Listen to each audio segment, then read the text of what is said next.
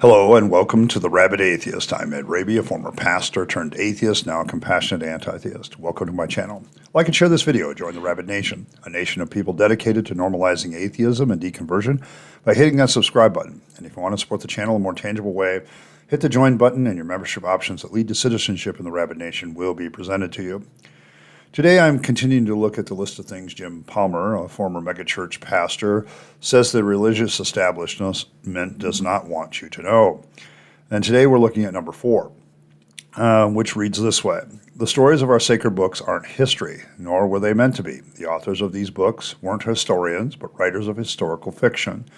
They used history, or pseudo-history, as a context or pretext for their own ideas. Reading sacred texts as history may yield some nuggets of the past, but the real goal is seeing these stories as myth and parable, and trying to pack these possible meanings these parables or myths may hold. Well, let's kind of unpack his statement here. I kind of sort of disagree with whether or not these books were considered or meant to be history to the people that wrote them. I agree that they aren't history, that they are indeed pseudo-history, but the writers of, for instance, the Bible definitely felt that some parts of the Bible were history and acted accordingly. I think particularly of the writers of the New Testament and their treatment of the Old Testament. We're definitely treating the Old Testament as if it was history. And Jesus, the way he talks, the character of Jesus in the gospel certainly talks about the Old Testament as if it is historical events. He doesn't, talk about them as if they're myth or parable. He talks about them as if they are real events. And so I'm not sure I would probably argue against Jim at that point, in the sense that the writers of these sacred texts sometimes did believe that other sacred texts were history and that they were indeed writing history. I think when you look at the gospel writers, they are trying to collect the stories of Jesus and put them in some sort of coherent order, because up to that point they'd just been oral traditions. And so they're trying to collect them, put them in some sort of order, but they're not necessarily treating them as myth and parable. They're treating these stories as if they are historical accounts, which is problematic, of course, because they could be completely hearsay or made up as, different parts of those stories could be made up as answers to objections by people who heard the stories. Whenever you tell a fish story, somebody says it wasn't really that long, and then, well, this proves that it really was that long, and you come up with an alternative explanation, and that's what a lot of, I think, the gospel writers did. They did use, I would agree that they did use history as a context for this, but this is really genuinely historical fiction in a lot of respects. They had their own ideas, and they imposed those ideas on the text. I think every writer, you could say in a sense that God is the inspiration for the Bible, for instance. We're dealing with all sacred texts. That would include, every religion. And so we're kind of trying to deal with a main issue here, which is, did these people write at the unction of their various gods, or did they write their own thoughts about it? And I think the Bible kind of demonstrates this idea of writing with God as the thought or inspiration for what is being written. Did God have an actual hand in writing the Bible? No. Okay? These people wrote their own thoughts, their own ideas, their own, feelings about what God was and how to attain, a relationship with God or whatever. And I do agree there is some real gold in treating these texts academically as sacred texts of a group of people and understanding how those texts gave those people their direction, their understandings of the universe. And so you can learn a lot about a people based on what their sacred texts say about life, the universe, and everything. So you can, from a cultural anthropological point of view, you can definitely learn a lot from these texts about how ancient peoples viewed themselves and viewed the world around them. So I kind of agree with this, but let's go back to point 3, which last week we talked about how nothing is sacred. So when Jim Palmer is using this word sacred in this thing, he's already told you that nothing is sacred. So He's not viewing these sacred books as sacred, which I think is an important point to make, that they're not sacred. It's not something that today we should order our lives by, because mythology is something we study to generate an interest in a culture or an idea, but I don't think it's something I would study necessarily to get, order and direction for my life. Yeah, they contain discussions of morality and God, the world around us, but we're dealing with people that had a pre-scientific Iron Age moral framework, or in some religions even older than that, Bronze Age or even earlier, Stone Age. You're dealing with people that were primarily dealing with struggle to survive, and religion comes along as a way to answer those questions quickly because they don't have a lot of time. Okay, people didn't live as long. And so these sacred texts kind of provide a backdrop of trying to figure out the world. I think Christopher Hitchens said it, that religion is our first and worst attempt to understand the world around us. And I agree with that. And I think the sacred texts are kind of a collection of that early first attempt, okay, to understand the world around us. And because they're not actually sacred, and no really book at that point is sacred if you're deconverting, it's not immune to fact-checking or criticism in a literary sense. And any of the characters, including the gods in these books, can be criticized and analyzed for their actions based on current understandings of whether or not they're good. But I also have to, as a former fundamentalist Christian, have to deal with what was called in my time Bibliolatry, which is the worship of the Bible itself. It was, because I still know some people who have their King James Bible in the corner, and to them, it is an object of worship. They never go against it. They never, cease to revere it. Okay, so this Bible thing is right up there with as a god. It's kind of like the bronze serpent in Moses' day, originally something good, but then becomes an object of worship and an idol. And I think the Bible has become that for a lot of Protestant fundamentalist Christians, is that you start to worship the Bible as something that is sacred and holy. And so you never question it. You never get away from it. And of course, that leads to a lot of the doctrines of inspiration, and there are many. My own journey out of faith probably involved a lot of re-understanding what the Bible was. When I was a young Christian, of course, I was very fundamentalist, very King James. That's why I talk about that, because I think I was very much guilty of bibliolatry when I was an early Christian, when I was a teenager and a young adult.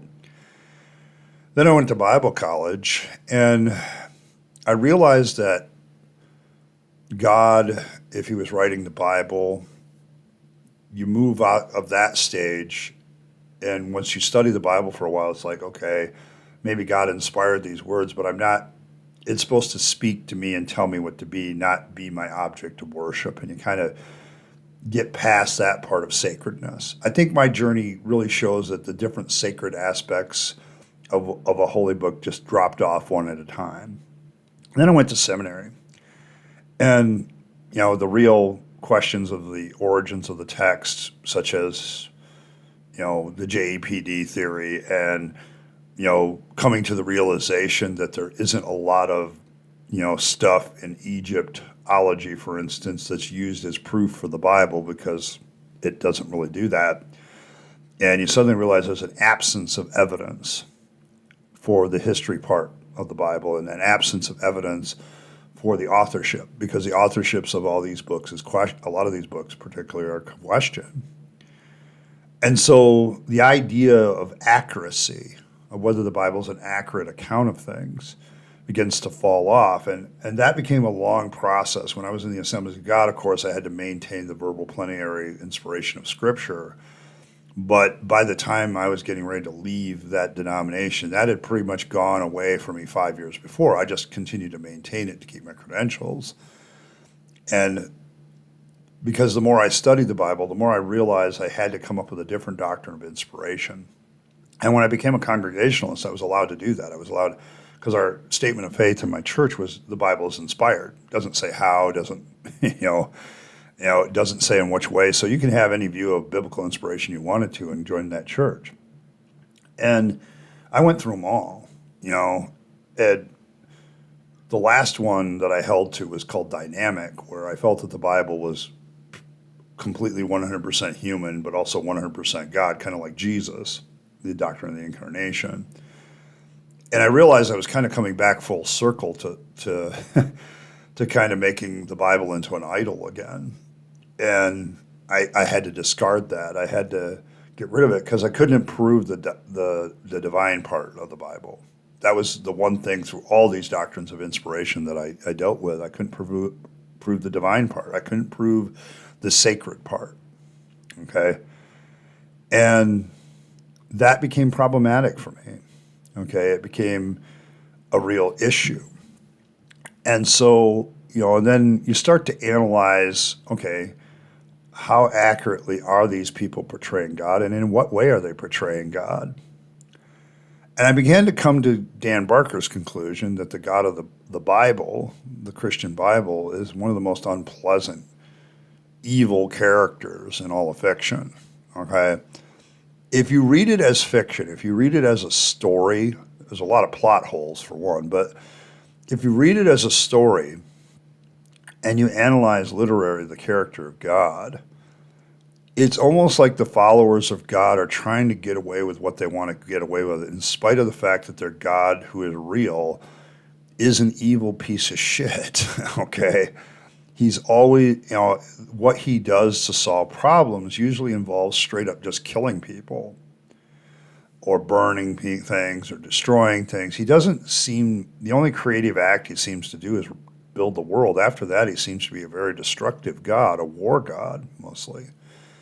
I would describe Yahweh as a God of the hills who is also a war God and always going to war with the gods around him. He's a very violent, aggressive God and really kind of a jerk in a lot of respects, and his morality is very questionable. What his moral code is seems to be non-existent. It's just whatever I say it is. It's a real might makes right mentality out of the God of the Old Testament and the New. And that begins to fall apart. So from a deconversion point of view, what happens is you go through all this different ways that the Bible could be sacred. Is it just speaking for God? Is it just people who were inspired by the character or the idea of God and wrote their thoughts about it? But if that's the case, it's no different than any book that could be written about God today. You can't prove the divine elements of any sacred book, and this goes beyond the Bible. Any book that's considered to be sacred, can you prove the sacred part? Can you prove that it's set apart by God himself? Or is that just something that everybody taught you all the time? And when you look at sacred books after that, you can't help but be critical. And my realization that the Bible makes up concepts like sin and the incarnation, like it's literally imaginative, creative fiction, okay? When you realize that that's what the Bible's doing, because when you try to define sin without using the Bible and using empirical evidence, you don't really get a definition of sin. You might get a definition of suffering. You might get a definition of evil action. But nobody gives that the definition of sin, that this is a trespass against God, unless the Bible tells you it's a trespass against God. And so sin kind of disappears. God disappears. The whole redemption plan of Jesus Christ for me disappeared. And people ask me, have you read all their holy books? Yeah, I've read a lot of them. Okay, and every time I get done, I'm like, this is worse than the Bible. Okay, it's even more fairy tales. It's like even worse. I remember when I read the Quran, I got done, I set it aside and I said, that has got to be the biggest pile of gibberish I've read in a long time. Okay, and there's a lot of really hateful, evil shit in this book, And it's because I'd already lost the idea of sacred texts at that point, probably, but I couldn't read it as sacred. I read it as a book. And then I look up the origin story of how the book came to be. And I'm like, man, this is even flipping worse than the Bible. There's no historical evidence for any of this shit. And I discarded it. Okay. And that's the thing now as a skeptic when you're deconverting. Somebody puts something sacred in front of you and say this is a sacred book, or it's a religious book, or it's a helpful book to help understanding God.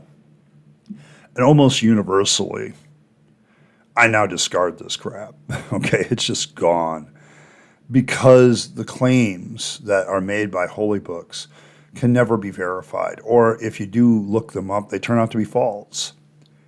And so deconversion becomes this aspect of looking at the Bible. But the thing is, the Bible, like going back to a Christian context that I grew up in, I learned a lot of things about how to live my life from the Bible.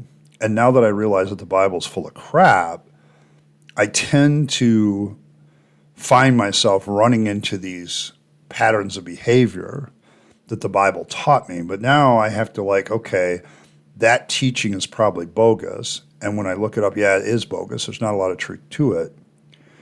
What is true about this situation, and how does my behavior need to be altered? And that is the real revelation here about sacred books, is that you don't have to treat them as sacred either. And you can be critical of them, you can analyze them, you can push them aside and say, no, there's better textbooks about how to live your life, okay? And that goes with any sacred book. Once you dismiss one of them, you have the tools in your head necessary. When anybody puts another holy book in your hands, calls it holy, you read it and go, no, there's nothing holy about this. That's just something you say about it, but there's no proof in it that it is. And so, yeah, there's a lot of historical fiction and a lot of religious fiction in holy books that is purely made up by whoever wrote them. And I don't have to treat it as sacred. And it's a very freeing thing, because I do that with all books, not just religious books. It's like there's things I can see that are backed up with good reasoning and they're backed up with good evidence. And I can go, okay, I can buy that. But there's sometimes I read stuff and it's like, this is purely grade A opinion and I don't have to share it. And once you get to that point, I think you find yourself a lot better off. So it's a constant struggle. I know for those of us deconverting, we say, yeah, the Bible's bullshit. It's a different, for some people, and I guess I got through this. This is the journey I took with the Bible kind of led me to my deconversion. A lot of people say, oh, you must have been through some traumatic experience. No, honest assessment of the Bible as a text. My Christianity died on May 27th, 2015, after preaching a sermon that I realized was complete utter bullshit. And then, the whole issue of God died later, but that was more of a philosophical question that I dealt with over the next year, arguing with myself. But the Bible died for me on May 27th, finally and truly, and of 2015, which is interesting. I'm coming up on that anniversary, so maybe I have to say something. But at that point, the real reason it died was the Bible ceased to be sacred because it proved to me that it wasn't. Okay, and that's kind of what happens in deconversion. We get to this point where this Bible thing, this holy book thing, this Quran thing, this is really kind of gibberish, and it's somebody's opinion about God. It's not really anything from God himself, and it's that moment that usually is the one that leads to further action against your own faith, because you realize your whole faith is built on it, and it's kind of crap, and so you discard it. But I'm always interested in stories, so if you have a story of how your holy book is what led you to your deconversion, I'd love to hear it. But I think this is a good discussion starter of holy books and whether or not they should be considered sacred. So I appreciate your comments. As always, thanks for stopping by. I do want to give a shout out to my members. Thank you very much, guys. To the citizens and Rabyd citizens of this channel, you are the one that inspire me to continue to go forward and do what I do. So thank you very much. And as always, live your best life. You only get one go around and then it's over. And, so you should take all your time, money, and opportunities and spend them on yourself, and building relationships with people you love and care for, making this a better world. And don't waste them on the trappings of religion and faith, because that's a dead end. I speak from experience. And as always, thanks for stopping by, and I'll catch you next time.